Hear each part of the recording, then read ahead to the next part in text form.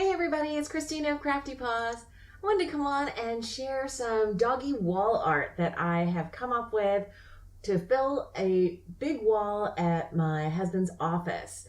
I had so much fun doing this, and it's really not that complicated. I'm going to show you how to take a picture and put it into this blockposters.com website, and you just take the picture and decide how many 8.5 by 11 pieces of paper you want the picture printed out on, and it blocks it out for you. See, it automatically defaults to 3 by 3, and you can make any of these adjustments. 2 pages wide is what I chose to fit comfortably into one quadrant of a canvas. I click that I accept the terms and conditions. I click create my poster, and then you just download the poster, and voila. The little icon I had to move, that's for recording my screen there. And here you can see what I've downloaded. That first sheet just kind of tells you what you've done. And so when you go to print it, you go to the upper right corner as you just saw, you hit the print, and you can see how it's going to print out on each 8.5 by 11 sheet of paper.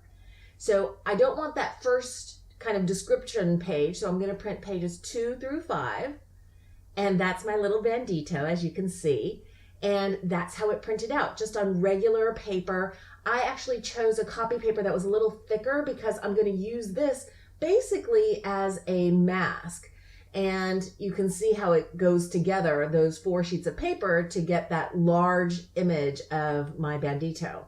And all I want to do is create a silhouette, so I'm going to fussy cut out each of the images.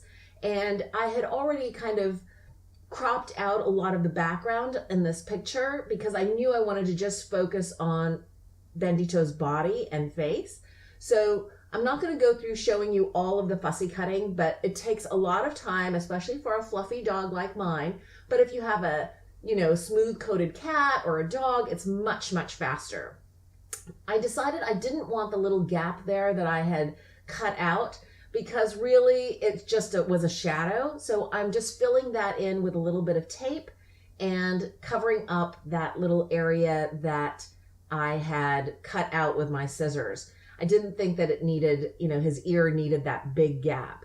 Now I'm going to put all of the fussy cut portions of his body together. I have already done the upper right quadrant to the ear area of his face and also the back of his torso. And now I'm taping actually the front lower part of that body, and then finally the back part of his body.